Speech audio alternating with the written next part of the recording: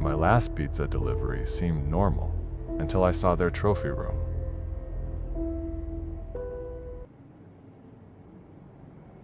My phone buzzed with the last order of the night and I almost threw it against the wall.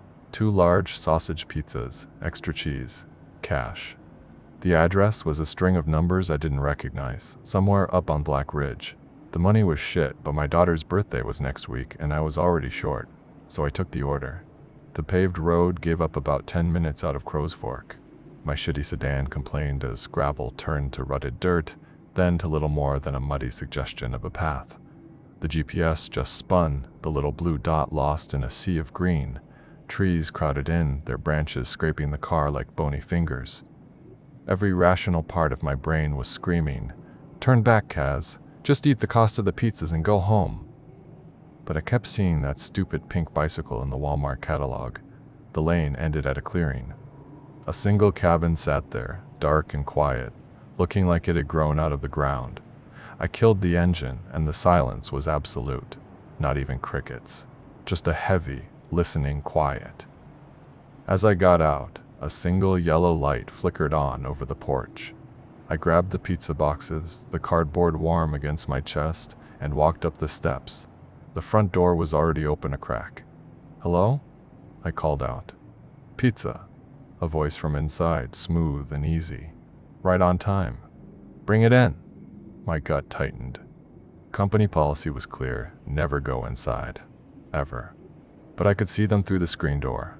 3 guys around a rough wooden table, playing cards. They looked my age, maybe a bit older. Flannel shirts, jeans, nothing out of the ordinary. Except for the smell.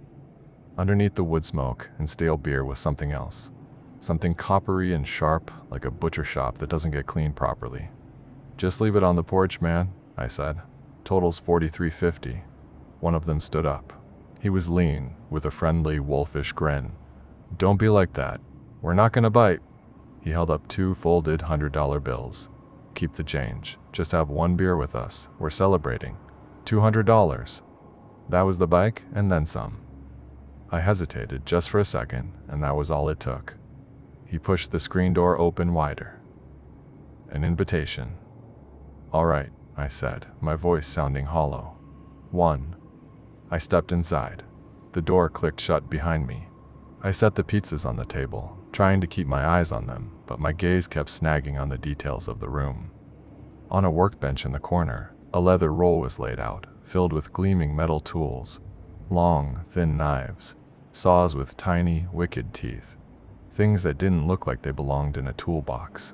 Next to it, a 5-gallon bucket gave off that sharp, metallic smell. "What'd you fellas get up to?" I asked, forcing a smile. The one who paid me, Jep, I think they called him, chuckled.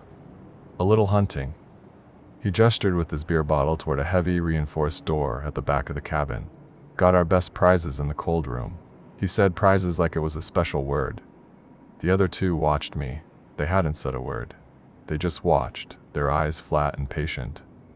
The air was thick, heavy with unspoken things.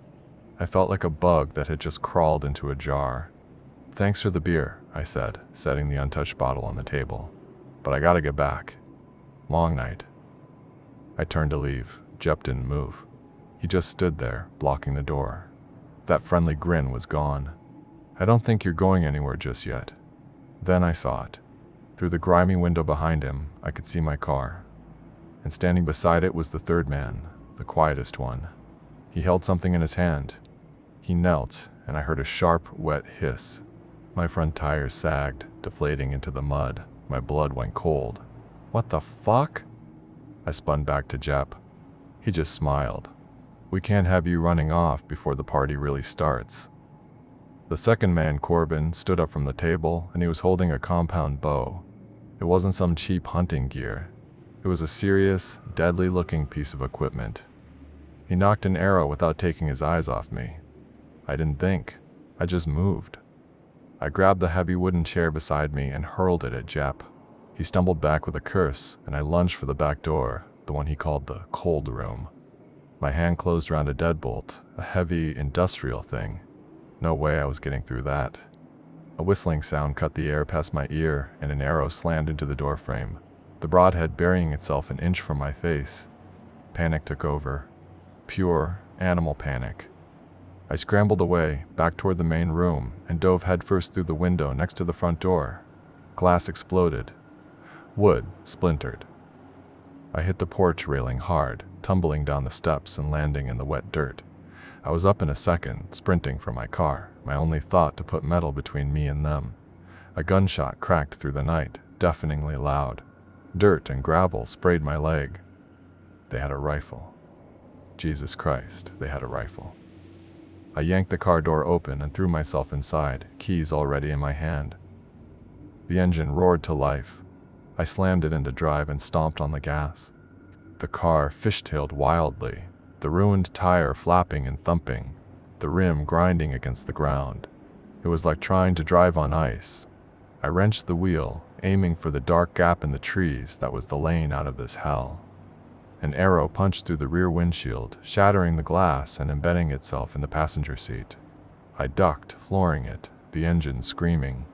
Branches clawed at the car, scraping paint, cracking the one good headlight. The steering wheel bucked in my hands, but I held on, my knuckles white. I was blind, driving on pure adrenaline when the dirt track vanished. The car launched off an embankment, went airborne for a terrifying second, and then crashed down, plowing through a chain-link fence with a sound of tearing metal. The impact was brutal. The airbag slammed into my face, a suffocating pillow of white. The world went silent, except for the hissing of the radiator and the ticking of the cooling engine. Lights flooded the wreck. A man's voice boomed, "Don't you fucking move." I peeled myself away from the airbag, my head spinning. An old man stood there in the beam of a powerful flashlight, wearing nothing but boxers and a stained t-shirt. He held a pump-action shotgun leveled right at my chest. He looked terrified. And dangerous. "They're trying to kill me," I gasped, tasting blood. "The cabin, back there." The old man, Olin, he told me later, stared past me toward the dark woods I'd just come from. His face hardened. He lowered the shotgun slowly. "Them," he muttered. "God damn it." I knew this day would come. He was the one who called the sheriff, not 911. The sheriff by his first name. The deputies found the cabin empty. The three men were gone, vanished as if they were never there. But they found the cold room. It wasn't for deer.